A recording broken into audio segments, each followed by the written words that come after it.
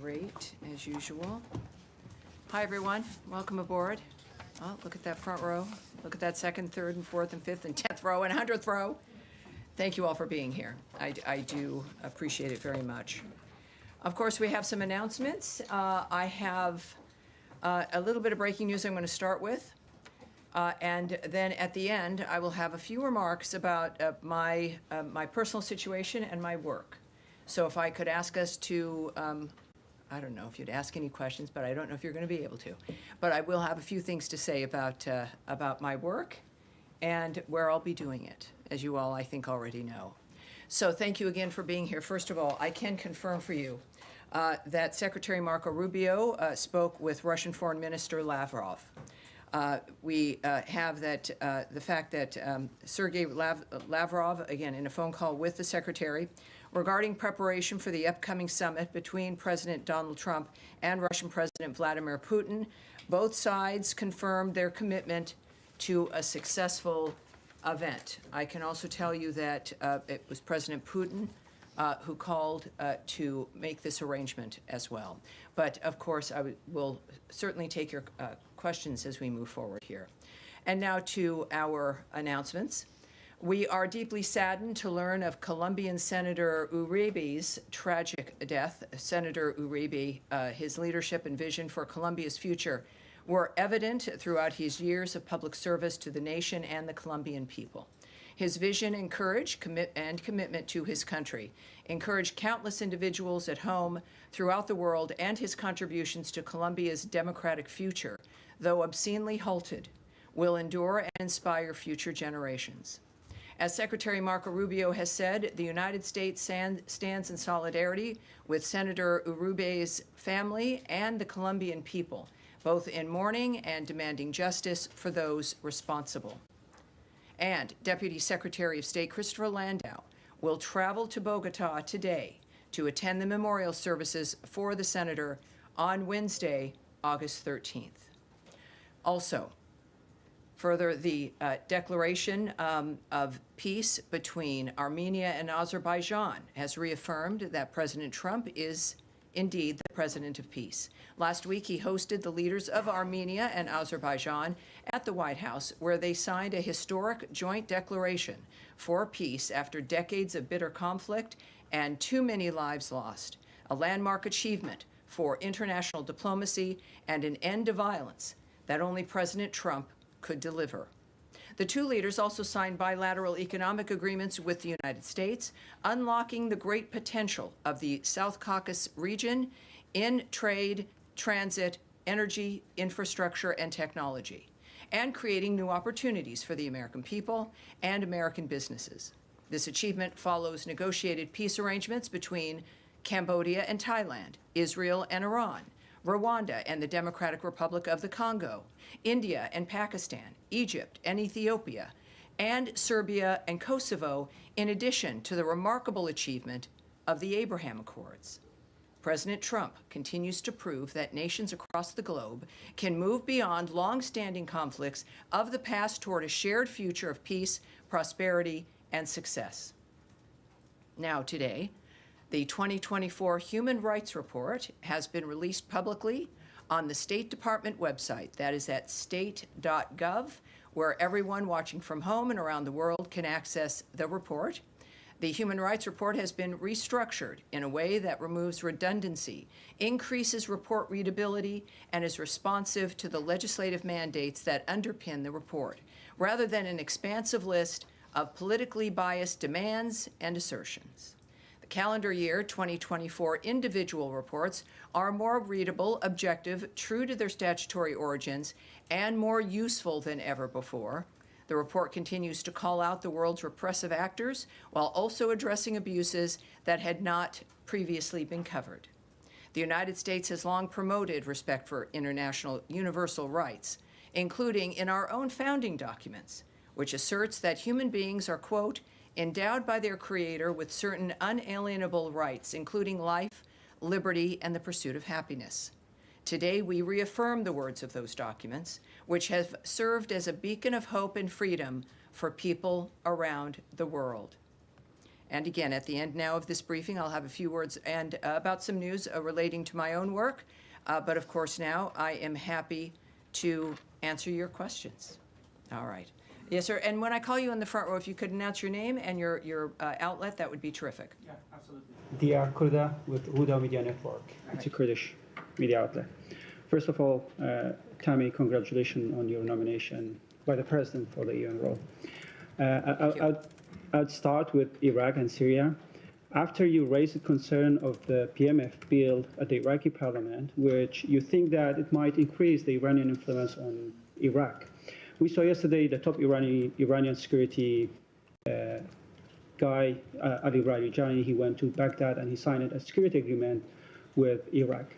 Do you have any concern with that agreement, and have you pushed Baghdad to not pass the PMF bill? If they pass, then there will be consequences for Iraq. Well, as I think we've stated before, we oppose any legislation that is inconsistent with the goals of our bilateral security assistance and partnership and runs counter to strengthening Iraq's existing security institutions.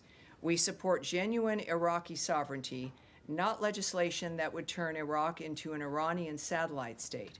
And so I think we've been clear in this particular instance, certainly, and others, that the future of nations should be in the hands of the people of those nations. And certainly our commitment here, as we've made clear, this particular dynamic runs counter to what our commitment has been regarding security in general. Then I'll ask one question on Syria, then I'll let my colleagues ask their questions. The Syrian interim government has refused to join the meeting with SDF in Paris under auspice of US and France. Does the United States believe that the Syrian government, the Syrian interim government, is adequately respecting the rights of minorities like Kurds and Druze who are seeking a decentralized Syria? And have you put any pressure on them to make these meetings happen, especially in Paris? Well, this is why we have special envoys. Again, we're in regions that are unstable, that have had problems sometimes for generations, if not hundreds of years. So that automatically means that continual work has to be done to bring parties together. I will read a tweet from Ambassador Barak, who is our special envoy for Syria. He's noted from, well, was it today? Syria remains steadfastly committed to a united process that honors and protects all its constituencies, fostering a shared future for the Syrian people.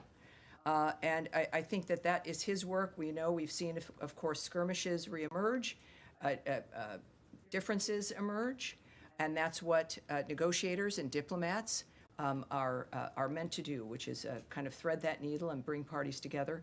And that is exactly what Ambassador Barak is doing, and we look forward to his results. All right. Yes, ma'am. Let me do part with Newsmax. Congratulations on your to the United Nations. Thank you. Two questions for you. The influential Pakistani chief of defense has met with President Trump once and seems to have developed a strong relationship. Do you think that this will lead to more U.S. assistance to Pakistan via an increase in arms sales? And is this being done at the expense of the president's relationship with Modi? Obviously, we had a experience with Pakistan and India when there was a conflict, one that could have developed into something quite horrible. I was here at the State Department at the time, and there was an immediate concern and immediate movement with the Vice President, the President, and the Secretary of State in addressing the nature of what was happening. Many of you who were in the room in the days afterward, we described the nature of the phone calls, the work that we did to stop the attacks and to then bring the parties together so we could have something that was enduring. And it's a very proud moment and a very good example of what Secretary Rubio is committed to, Vice President Vance in that, of course, case as well. But the top leaders in this nation involved in stopping that potential catastrophe. I would say that our relationship with both nations is as it has been, which is good, and that is the benefit of having a president who knows everyone, talks to everyone, and that is how we can bring differences together in this case. So it's clear that the diplomats here are committed to both nations. I can tell you also that there has been a U.S.-Pakistan counterterrorism dialogue that was established. At this dialogue in Islamabad, the United States and Pakistan reaffirmed their shared commitment to combating terrorism in all its forms and manifestations during this latest round of the talks in Islamabad. The United States and Pakistan discussed ways to enhance cooperation to counter terrorist threats, and I think that for the region and for the world, the United States working with both those nations is good news and will promote a future that's beneficial. Follow up on the subject of relationships. When it comes to the summit with Putin, do you anticipate that Ukraine's Zelensky will be invited? Well, I can tell you a few things the president has said. As I mentioned when I opened, that it was Putin who suggested this meeting. It is something that also my colleague Caroline Levitt discussed a great deal just a little bit ago at her briefing. And I think that that's important to know, that the president is viewing this, as she described, as something that was fact-finding in a way to see exactly what was possible. I do also want to bring to you some of his comments, which you may not have heard, regarding his commitment to our European partners and to Ukraine and President Zelensky. We know at this point, he said that this is really a feel-out meeting. He said, I'm going to meet with President Putin and we're going to see what he has in mind. And if it's a fair deal, I'll reveal it to the European Union leaders and to the NATO leaders and also to President Zelensky. I think out of respect, I'll call him first, being President Zelensky, and then I'll call them afterwards. And if I may say, lots of luck, keep fighting, or I may say, we can make a deal. I've seen a poll out of Ukraine, the president said, 88% of the people would like to see a deal made. Lastly, he noted, as he does, the death is incredible. It's the worst thing that's happened by far, the worst that's happened since World War II. So I'm going in to speak to Putin, and I'm going to be telling him, you've got to end this war. You've got to end it. So we know what his agenda is, which is what it's always been. We know what has bothered him, which is the killing of civilians. We know that he has been not happy with President Putin, with his actions and what's happened in Ukraine. We know that he is going to inform President Zelensky and European leaders about what happens at this meeting. And then we will all find out what happened. And this is what I know the president has been caring about. Yes, Nadia. Thank you, Tammy. Congratulations on the new job. And I guess soon we're going to call you Madam Ambassador. Well, we'll wait. Just call me Tammy for now. That's a good one. I've been called worse things. Yes, ma'am. So I have two questions. First, there is 26 foreign ministers who signed a joint statement calling on Israel to allow unrestricted access to Gaza. The GHF work is not enough by the standard of every organization that works there, and there is no evidence that Hamas actually stealing the food. So considering that, like international figures, whether it's McDonald's calling on the Pope to visit Gaza before it's too late, why not allowing other ways, including the UN, to help people who are on the precipice of dying, basically, of starvation? Well, I will remind you, and I know you know because of your work, everyone here knows, that situation is rapidly evolving. We've been working from the beginning for a ceasefire, specifically for the reasons you've noted and that we all care about, which is the aid for the people of Gaza. Hamas has been at war with the people of Gaza. We've seen that through their refusal to stop this war. We know that they are the first victims. And our intention is, of course, is to stop that carnage. That's the bottom line. I can tell you that the aid dynamic, there has been more aid that has flowed in. We know that there is an understanding that this dynamic is changing, but even within the midst of this war zone, more food has arrived. I believe the GHF numbers at this point, I was briefed on this morning, is close to 120 million meals. And of course, also, as we've discussed, nothing will ever be enough in a war zone. The war zone has to stop. It has to end. So that is our recognition here. Our posture has not changed. Our actions have not changed. and yet the situation is fluid, more so than in recent days. And so I would ask you to recognize that, and we're working within that framework. The UN and also many of your allies have been asking for an independent commission to investigate the killing of Palestinian journalists in Gaza, who reached now at 247, including 5 of our colleagues who were killed the day before. So why not supporting an independent commission, considering that Israel has failed every time to investigate the killing of journalists or doctors or teachers in Gaza? Well, I would take issue with your premise here. To say that Israel every time has failed to do that is not true. We know that, again, this is a nation fighting a war with a terrorist group that have always used human shields, have used hospitals, have used schools. It's been just the worst example of the barbarity of human beings, if you can call them that. It's been shocking. For Donald Trump to make the commitment to end this would be a tremendous gift to the entire world, as you know, and that is our commitment. We also we call on our ally and partner Israel to investigate these situations. I do it from this podium, and the United States does it. We expect investigations, and for a sovereign nation to engage in that, and then we'll follow up on. We see what those results are, but they do investigate. That is one of the things that, unlike other dynamics in war, Israel has done that, and they're transparent about it. So I would say that as we are working on all of this to stop, we encourage Israel always, and they do so as one of our, again, stalwart allies. And I think that their background proves that, in fact, look, they are minding their own business on October 7th.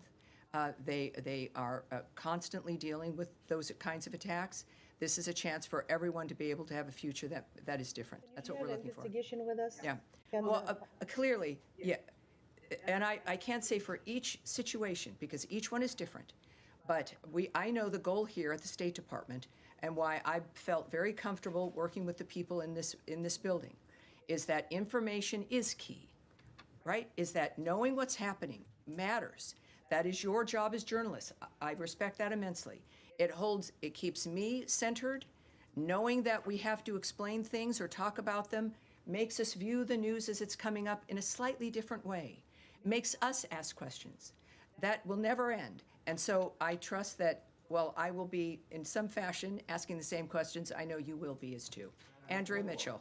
Thank you so Andrea much. Mitchell, please. Andrea Mitchell. Thank you so much, Tammy, and congratulations on your new adventure. Thank you. That's what it will be, I'm sure.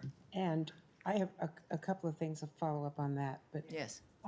first of all, do we have any update on what Ambassador Huckabee said would be 16 new distribution centers for food in Gaza? And as the U.S. tries to deal with 2 wars simultaneously as part of the challenge that the president is facing, Right.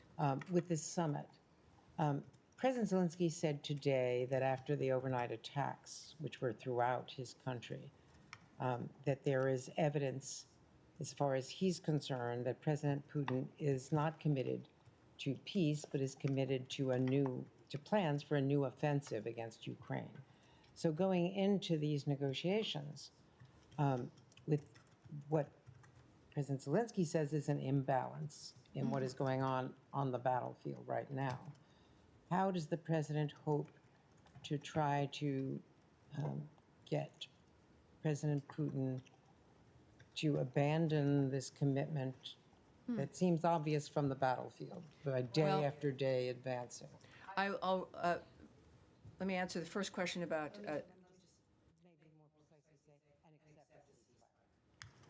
First of all, we have nothing else to announce regarding the ambassador's remarks about the increase in sites for GHF. Of course, that would be welcome news, but when we see that, we have more, we'll let you know. I'll remind you also that the president's not calling this a negotiation. He is not the one that asked for it. This is what, as I've equated to you before, his remarks were that this is to see what's happening, to see what's possible. So negotiation, I think, is certainly not the right word. How he expects to get to where he gets, I won't have details for you in that regard, but there's a reason why he's the one there and we aren't.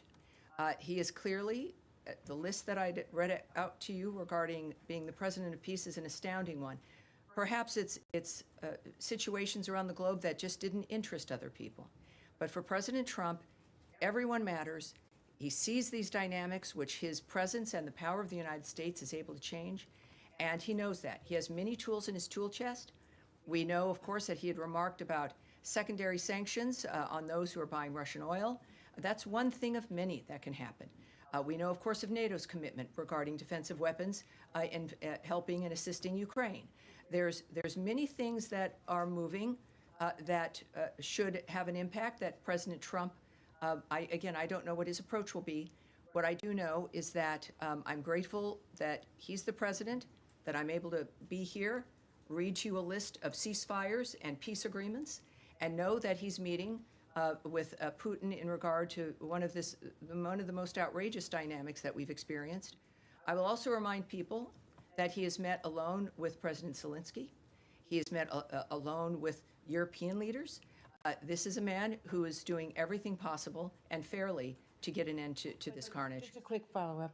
Yes, ma'am. There's been a lot written that by just granting Vladimir Putin, who has been charged with war crimes by people, by other countries around the world, by granting him a summit with the leader of the United States on U.S. soil, it's already a victory for Putin because he is the aggressor here and he has refused to agree to a ceasefire.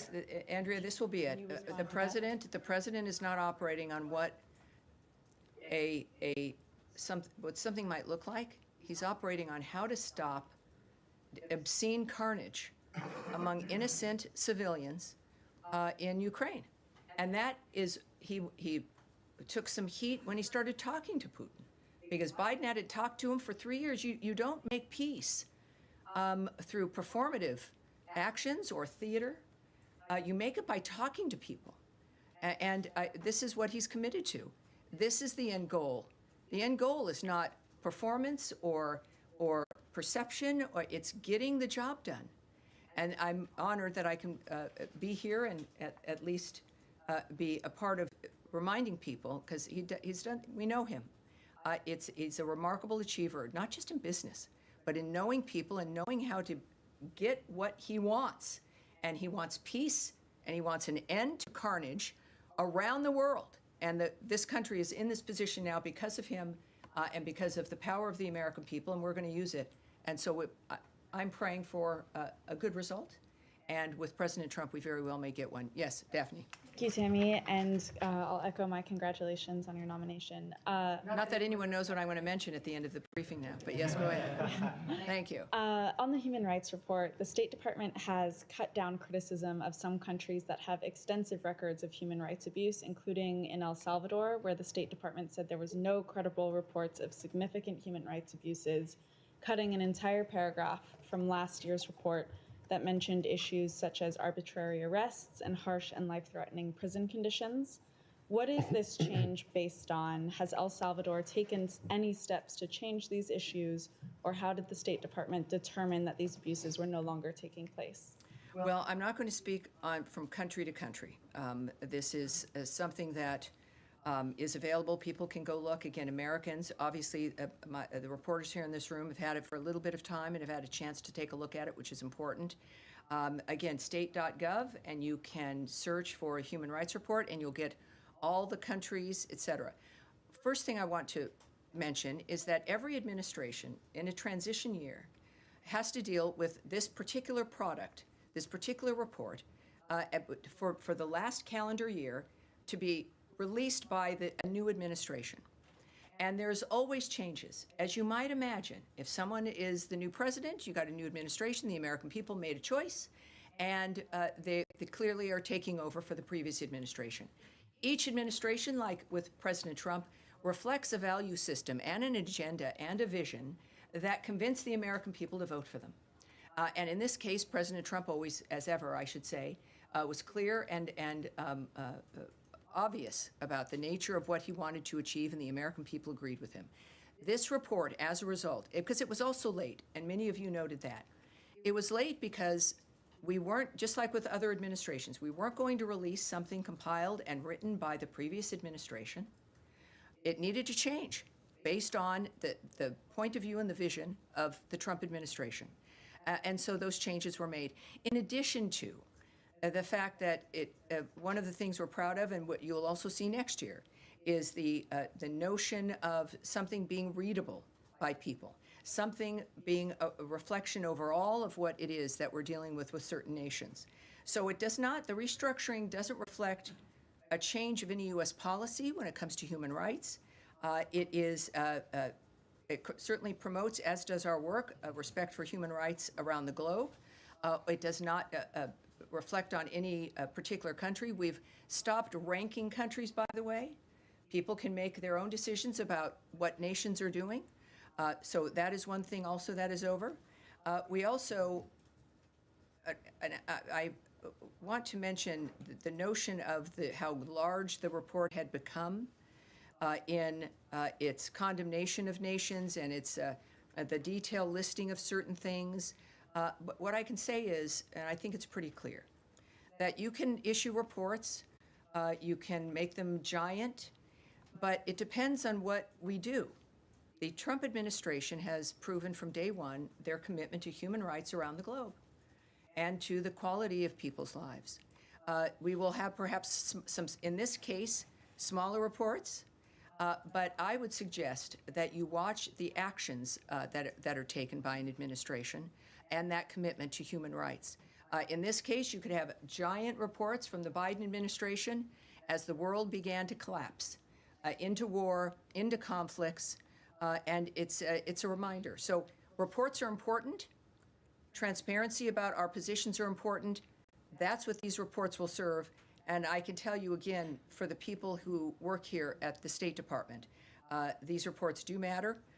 And our actions as a nation also back up the nature of our commitment to human rights. I understand that this is a narrowed report, but can you explain why this was changed and why an entire paragraph on rights abuses was omitted from this report? Well, again, I won't go into the details of each country. What I do know is that the approach and the attitude of what we expect, and new complaints are added in. Complaints regarding censorship of people in various countries has been added in that had not been dealt with before.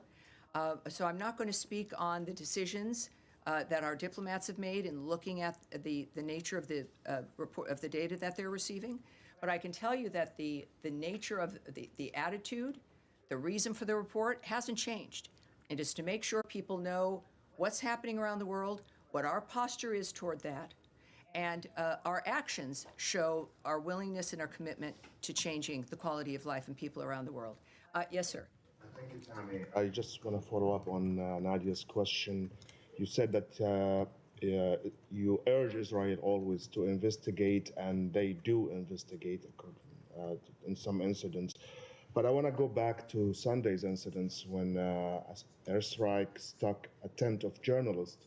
4 of them are my colleagues, killing them, and there is no need for investigation here because the IDF statement was clear that they targeted Anas al-Sharif, my colleague, claiming that he's a leader of a Hamas cell that fires rockets into Israel without providing any proof. And this will add to 238 journalists who died in Gaza in 2 years. 11 of them are my colleagues, 11 of them. And my question is, are you comfortable with all the claims and excuses that Israel made to target those journalists, whether they are my colleagues or the other 200? Well, what I can tell you, and I think what's been apparent from this podium, is our concern about the loss of any innocent life. We've made that clear. The work of the people in this building is committed to that. And it's every day, every briefing certainly, we have examples of that. It is difficult for you. Some of you are war reporters, and you go into those zones, and I respect that immensely. So I'm not in a position, nor will I discuss my feelings. That's not what I'm here for, whether I'm comfortable or uncomfortable. What I will tell you is that we refer you to Israel for information regarding al-Sharif. Israel has released evidence that Sharif was part of Hamas and was supportive of the Hamas attack on October 7th. They're the ones who have the evidence. They're the ones who can be reached, and will hopefully talk with you and certainly talk with others who reach out to them. I will remind you, and this is, again, as we're dealing with a complicated, horrible situation, is that Hamas historically has had members who are embedded in society, including posing as journalists. It is a horrible thing to do for those of you who are committed to finding information for people, to be in that situation. It's horrible in any war. I think some of us, if not most of us, have met someone who's been injured or know of someone who's been killed, who we've worked with because of a war situation. They are a terrorist organization. They launch rockets from near hospitals. They have bases under hospitals and schools. We've seen this happen over and over again. We've become in some ways inured to the inhumanity of that. And what I can tell you is what this administration is trying to do, is trying to stop it, finally, once and for all. That's what I can speak to, is Secretary Rubio's focused passion on getting things done in what is a short period of time. And my goodness, it's been 7 months, and they're doing it. And that's what, again, regarding the specific instance, very big news, but that's my request and my comments on that exclusively. Yes, sir. We're moving on. Go ahead, Tom. I mean, you've said on the killing of these journalists that you refer us to the government of Israel. Yes. I mean, this is one of the worst, if not the worst, single attack on journalists in modern history, this particular incident on Sunday. As of all the journalists being killed, probably many of them by American weapons that are supplied by the US. Well, let's not, I'm sorry. I respect you enough to know, to not project something that serious and saying probably. Let's leave that out. The vast majority of weapons that are used have been supplied by the United States, courtesy of the US taxpayers. So there is a very strong accountability issue for the American government. So on this instance, has there been any internal process to look at what happened and to see whether it was within the laws of war? Well, obviously, there's many internal processes. I'm discussing with you a suggestion about who to reach out to, who has the answers for you. And that is due to the fact that, more than aware, of course there's internal processes, which I will not be discussing with you because of the nature of them and the importance of the diplomatic work that is continuing to this day to stop that carnage. Is there an internal process on this particular incident? I'm not going to discuss the details for you. I'm not going to do that, and I think you know, and I appreciate you need to ask the question, but we're in the midst of not just any conflict, but one that we have stood by and worked on and spoken and dealt with everyone from the beginning of this administration to stop. Special envoys, the president, the secretary, food aid, the coverage, my comments here from the podium. Yes, I mean, it's clearly something that the Trump administration has spoken with about directly. It is clearly a major consideration for this administration. That has not stopped. And it is not something any of us asked for, let alone the Gazan people. But yes, we're working on and dealing with, well, many things that might not be. Just on the human rights report, just a quick question. You talked about new issues, new areas of concern for the administration, one of which is censorship. On the UK and on countries in Europe, this has been a big theme in the report. You talk about censorship of ordinary Britons becoming increasingly routine in the last year. And one of the cases relates to the killing of 3 young girls when there was an online speculation, which was false, that it was carried out by an asylum seeker. There was then very serious incitement to violence against asylum seekers in the UK, leading to very, very violent incidents, and people were prosecuted for that. It's a criminal offence to incite violence and racial hatred in the UK. Your report seems to be suggesting that it's a human right for people to have the freedom to carry out this incitement on American social media platforms. Is that what is a new principle in this report? I would ask everyone to go and read the reports for themselves and come to their own conclusion about the nature of where we stand. We've been very vocal about the issue of censorship, people being able to speak their mind, but it also can't be distilled into a couple of sentences that project a particular political point of view. I say, for context, read the reports yourselves. All right, and now, yes, ma'am. Thank you very much, Connie. Appreciate it. I have two questions. The Russia's Kremlin noted that North Korean troops will continue to be stationed in Russia, even if the war between Russia and Ukraine ends. Do you think this will be an issue in the upcoming negotiation between President Trump and President Putin? Well, first, again, we'll answer this specifically, is that this is not a negotiation that is happening on Friday. And I do know that there is a very specific, I won't know exactly where the conversation goes. Of course, none of us can know that, except for the two men involved. But we know that, of course, the topic is Ukraine. All right, we are going to move on here. Yes, Sean. Thanks. Best of luck in the future. Thanks for doing these briefings. Of course, my pleasure. Having them. Most of the time. Most of the time. Well, maybe Yes. not. Can I actually continue with what Tom was asking? Sure. You mentioned the human rights reports. In the human rights report, the GC is politically biased in the past, and censorship is something that you're taking up. Why is this? Why is this a human rights abuse in your view? I mean, Secretary Rubio has himself said that the United States is going to monitor social media if people come into the United States, that they should keep it open. He's revoked visas on account of statements that people have made. Why in this case, in the case of the UK, in the case of Germany, in the case of France, why is this a human rights violation? Well, I can tell you that we consider freedom of expression to be a foundational component of a functioning democracy. Societies are strengthened by free expression of opinion, and government censorship is intolerable in a free society. Freedom of expression does remain under threat in many parts of the world, as outlined in the 2024 Human Rights Report. Governments continue to use censorship, arbitrary or unlawful surveillance, and restrictive laws against disfavored voices, often on political or religious grounds. And no matter really how disagreeable someone's speech may be, criminalizing it or silencing it by force only serves as a catalyst for further hatred, suppression, and polarization. That's why. Thanks for your response. Can I just pursue that, though?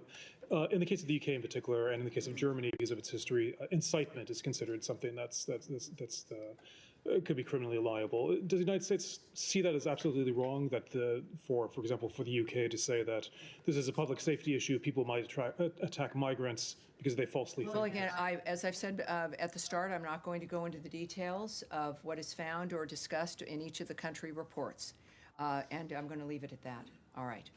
Yes, ma'am, there in the green. Thank you.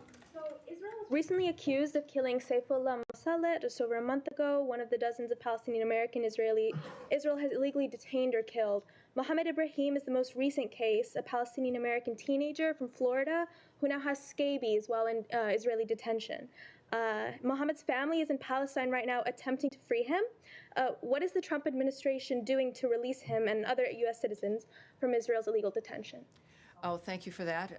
I'm not, as we've had to say before, going into the details of actions we're taking diplomatically, what negotiations might exist. We certainly are aware of those reports, and there is really no higher concern for the State Department than the safety and well-being of American citizens. Saeed. Can you let... Yes, Saeed, please. Saeed, go ahead, please. Thank you, Tammy, and best of luck. And maybe we'll run into you outside in the stakeout outside I would be so the lucky Security Council. if I saw you again. I'm going to be there. I'm looking forward to it. I will get you on the I will Amtrak. be there for sure. Thank My you, sir. question to you Yes, sir. regarding the aid. It's been since the 1st of August, since Envoy Witkoff went in to survey the situation and basically come up with some sort of a conclusion on the aid situation, how you allow more aid in. One, has he submitted yet an assessment on what should be done? And second, I think it was raised just a little while ago here, is there a consensus that the centers should be increased, considering that the 4 centers now came to replace 400 centers? So if you could share with us any new information on this, would appreciate it. Well, I can tell you that Special Envoy Witkoff and Ambassador Huckabee, they spent hours inside Gaza to assess the situation, as you've noted. Witkoff and Huckabee saw firsthand the incredible and important work of the GHF, what they're doing to provide assistance to civilians. Again, I think we're close to 120 million, was the new number for GHF. During the visit, both were briefed on the regrettable dynamic of UN assistance trucks getting looted upon entry into Gaza. Keep in mind, they went there, the president wanted firsthand report of what was happening. We're all reliant on, and your work is always very good, mostly, about what's happening on the ground. But getting reports in directly from individuals was important to him. I can also tell you, which is I don't think reported in the news, civilians in Gaza thanked the United States for providing assistance to the GHF, which they receive at no cost, obviously. I think we presume that, but to confirm, at no cost, compared to the UN assistance, which, when it is not stolen or looted, is then subject, many of you might know, or perhaps you do, is subject to extortionary taxes by Hamas authorities. President Trump wants to alleviate the suffering of the people in Gaza at the hands of Hamas because he's a humanitarian. We're seeing this in him. Frankly, his commitment to the country exposes that to us as well. And he has committed to remaining involved and helping to facilitate the aid situation to build upon GHF's work and to help Gazans obtain the critical access to food and aid that they need.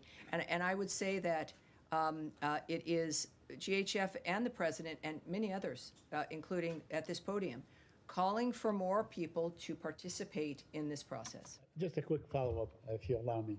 The White House said that they inherited this Gaza war from the Biden administration and so on, and that Hamas just refuses whatever suggestion that's been submitted to it. Is this an indication that the administration is actually pulling its hand out of being involved in any future negotiation? No, I think it's an indication of a transparent government that shares things with the American people and the world when it comes to their opinion. President Trump has been the best example of that.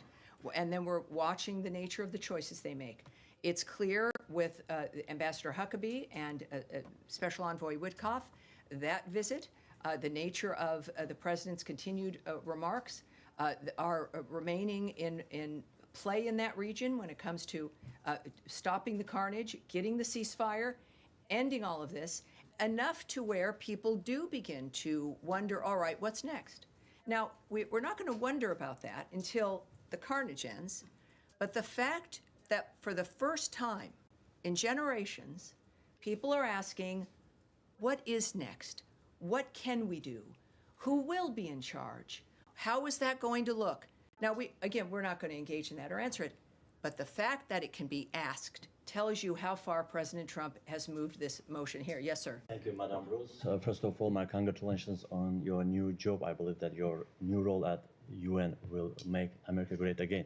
Ahmad It will Shaider. hopefully make the UN great again. Thank you. Ahmad Yes, Shaider, it's a great journalist institution. from Azerbaijan. First of all, Thank as you. an Azerbaijani journalist, I want to sincerely thank the United States and its leader to all the efforts they have made to bring peace to the South Caucasus.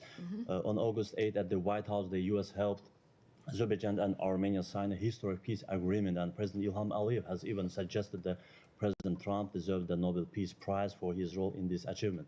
Can you please share the State Department's view on this new peace situation in the South Caucasus? Because Russia and Iran have made statements showing they do not support this peace plan, and even some Iranian officials have said that they will try to stop this Trump corridor, Trump route. What will the United States do if Russia or Iran try to block or sabotage this new peace route? Well, as you, I think, know, I'm not going to speculate on what we may or may not do with certain actions. The world knows to take President Trump seriously. This arrangement, this deal is important to him. They were at the White House. This matters to this administration. It matters to the world. I can say that some people may not even know because it doesn't get coverage. These two neighbors have been in conflict for decades. I think it's over 35 years now, with countless lives lost and generations scarred. While many have tried, we have to say, the Europeans, the French, and Putin and even Biden, only President Trump was able to successfully bring this these two countries together to agree to this historic peace. So I think what the world knows is that he is committed to long-standing, durable peace between countries, regardless of how long the conflicts have lasted or the hostility has lasted. And that commitment, as we've also seen, He's a realist. It's based in diplomacy, but he'll do what he needs to do to make the most of being the President of the United States and stopping the wars. Yes, sir, in the pink. Thank you, Ms. Bruce. Regarding the human rights report, for example, Israel has been reduced from last year to this year, 103 pages to 9, for Russia, 101 to 41. And you've mentioned this readability, but some media outlets have claimed that this paints an inadequate picture for some of the countries. So how has the Human Rights Report maintained its mission to educate Americans and the rest of the world that they are getting an accurate picture of these nations? Well, accuracy should not be considered a part of volume. You can have something very, very accurate and have it be in with fewer words, in fewer pages. It's a matter of the nature of the commentary. This is also about the vision and the point of view, the America First philosophy for the President of the United States. So we went through this a bit with foreign aid, this idea that more foreign aid means more aid. We haven't seen that over the years. The more we give in foreign aid, the more the need increased. If more foreign aid meant it solved a problem, the need for foreign aid would go down. That was never the case. So this is, again, the nature of the suggestion that too much government, giant reports, money that goes out that we can't even really track, there's so much of it, is not a signal of success.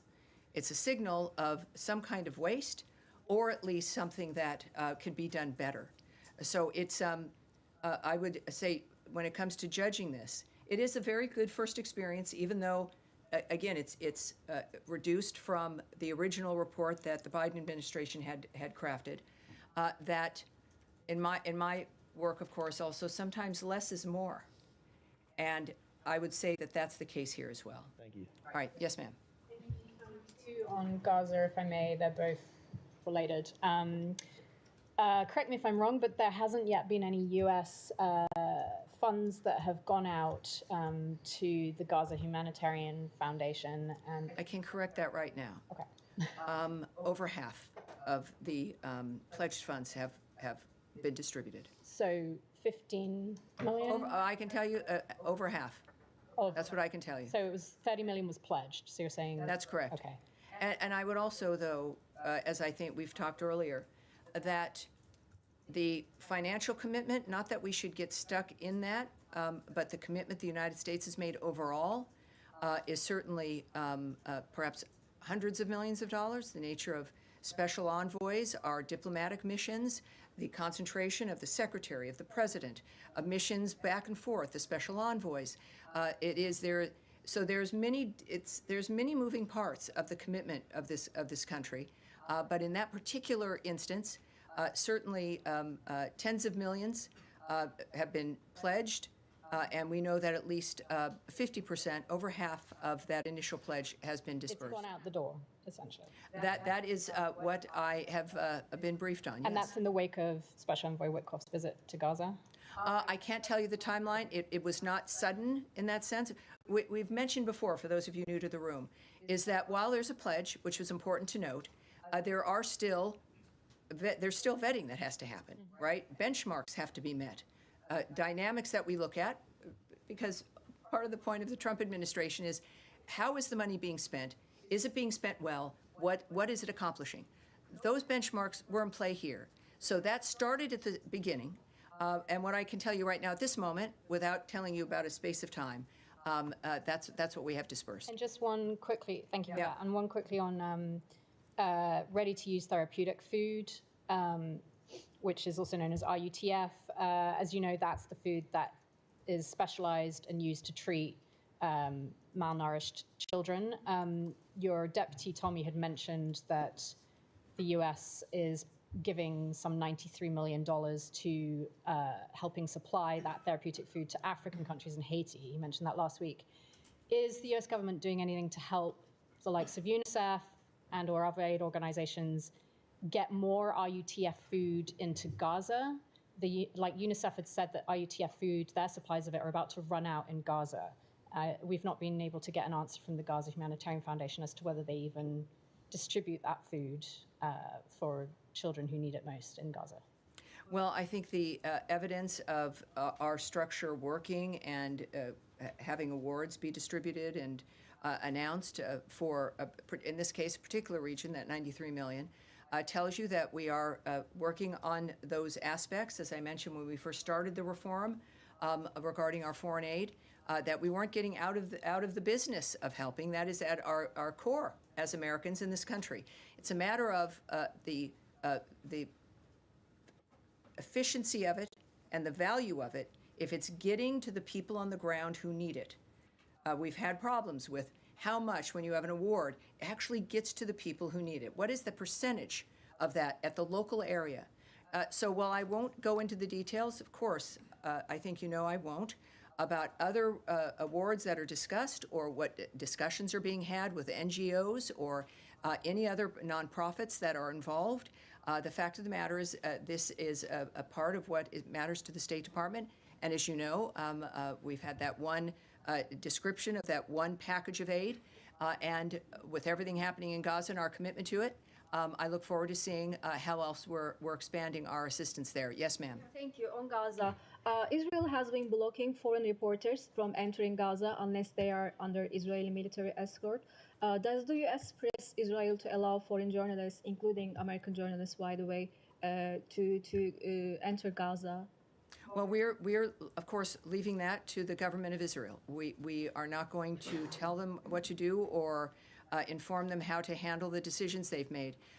Just as again a reminder that it is a war zone, and countries are going to make decisions about who they allow in and who they don't, and that's up to Israel. And on the killing of Al Jazeera journalists came as Israel openly prepares to occupy Gaza City. Has the Trump administration given the Israeli government a green light for this widely condemned plan? Do you support or oppose? Well, I would say you should contact the White House regarding their posture and what the president has said or not said in that regard. All right, yes, at the end there. On the human rights report and then on Gaza. What would you, without getting into the specific reports for specific countries, what do you say to the perception that some of the watered down reports appear to be for countries that have worked closely with the Trump administration? Well, I think that obviously President Trump is someone who's been working with a lot of countries. He's a man who's very active, as is the secretary. I would ask that people view this as an indication of our point of view in general, that there's no country that is singled out for condemnation or singled out for praise. It's the nature of the consistency of how our diplomats, how President Trump and Secretary Rubio view the nature of what's happening in those countries. It does look different. It is a different approach. Philosophically, the American people voted in an approach that Donald Trump had described to them, and this happens again with every administration during the transition year when it comes to what matters to them and how they're going to project their own point of view, while also still making sure that Americans see the nature of what's happening around the world, because it's an important issue, and obviously, again, through our actions, I think we've demonstrated more than perhaps the previous administration with their giant reports. We've demonstrated very clearly President Trump's commitment to a world of peace and a humanitarian future where everyone can enjoy and look forward to the future. Two more quick questions. The secretary, when he was I'll a take senator, one more, and then sure. we'll move on. When he was a senator, he said in 2017 that for the first time in a long time, the report would not be presented by the Secretary of State, and he says, I hope they reconsider. Why isn't he now, as Secretary of State, presenting the report to us today? Well, I think what I've discussed here in general is that he cares about this issue. We've seen him in his Senate career and even his career in Florida, and now as Secretary of State, committed to human rights every day. I think that certainly next year's report is going to be a much more distinctive and clear framework of what matters to the Trump administration. But when it comes to the kind of rollout or the nature of how we're presenting it, I'm here at the podium discussing it with you. It is released to the American public. It was released to what's known, for friends watching at home, our bullpen. which are reporters who cover state and work from this building, attached to a variety of different platforms in the country and around the world. So I think that Secretary Rubio's approach, his work, speaks for itself when it comes to his personal commitment to these issues. Can I ask one on Gaza quickly? No, we are gonna move on, and let's go to Eric, and then I do have a statement I want to make. This is my last briefing, and I appreciate all of you being so interested in all the issues. Eric. Yes, thank you, Tammy, for the question. Wanted to ask not to remove any suspense from your statement at the end of the briefing, but in terms Will of be. Keep going. the U.S. view on the United Nations, the role of the United Nations, we just last week passed the 180-day mark for the U.S. review of participation in international institutions. I assume that the announcement that you have for the end of the briefing will make clear that the U.S. is not at this moment withdrawing from the United Nations. What is the argument or the view for that the U.S. is putting forward at this point in the United Nations, in an America First world, the importance of the United Nations and the U.S. participation in it? Well, I'm not going to speak directly to reports that have not been released regarding the review of international organizations from the State Department. But what I can tell you, and I think it is clear, is the President cares about NATO, he cares about the UN, he wants them to be as good as they can be. He wants NATO, as an example, to be the deterrent that it was meant to be. And you can only be a deterrent when you can respond to threats, as opposed to being an entity that gets involved in wars or helps people in wars. And that's, I think, the nature of what the President is focused on, about making America great again, the potential of this country. It's not a slogan. It's an action plan. And that's what he sees, the world, his commitment to the world, what he's doing on Friday, his commitment of his cabinet, of the secretary. It's clear what they care about. The United Nations is a part of that. And I'm honored to be mentioned in that context. But I have to say that the President's approach has been very clear about his caring for the country and how the world operates, and wanting everything to be the best it can be. And that is what his administration, I think, will stand for. If I could ask for that little end that I'm going to, there it is. We're going to close. We've been up here for almost an hour now. I have a few things to say, which involve all of you to some degree. Put down the hands. There we go. We're good. So you have no doubt seen President Trump's Truth Social post announcing his intention to nominate me as his deputy ambassador at the United Nations. His intention was a surprise, as was his request last Christmas asking me to become the spokesperson at the State Department. I was astounded then and remain deeply honored and grateful for the President's trust in me. This is especially moving as it allows me to continue serving the State Department, to which I'm now quite attached. I think that's maybe obvious to some of you, and our great country on the global stage at the United Nations. During my first press briefing, I promised you and the American people that my commitment would be always to speak directly and clearly about President Trump's America First foreign policy agenda and its implementation by Secretary of State Marco Rubio. With the help of the extraordinary men and women who serve the State Department, my team and I worked every day with that promise in mind, and it is a commitment that will continue to inform all of my work. As this remarkable chapter in my life continues, I want to take a moment to thank all of you in the bullpen, and also in this room in general, for your camaraderie, your banter, your professionalism, and yes, even the occasional haranguing, which normally is from the bullpen. Yes, I'm looking at you, Daphne. You've kept me sharp, grounded, and on more than a few occasions, laughing. The relationship between the spokesperson and the press is a unique one, and I'm grateful that I know all of you. I also want to thank Secretary Rubio for his faith in me and people I have mentioned often during these briefings, the men and women of the State Department. From day one, your expertise and deep sense of mission have shaped the way we engage the American people and the world. With your help, we made the daily press briefings relatable, enhancing transparency and giving the American people the foreign policy news and insight they deserve. In just 200 days, we've conducted over 200 interviews, provided daily press briefings every week, managed countless major announcements, and delivered department-breaking news, sometimes right in this room, in real time. This success is a testament to your coordination, skill, and strategic work, and unshakable commitment to excellence. Foreign service officers, career officers, civil servants, and political appointees working together for this nation. I look forward to continuing to serve with you as well as support you from New York and beyond. Thank you, everyone. That's it for today. Appreciate it. Thank you. Thank you. Thank you. And you get Tommy on Thursday.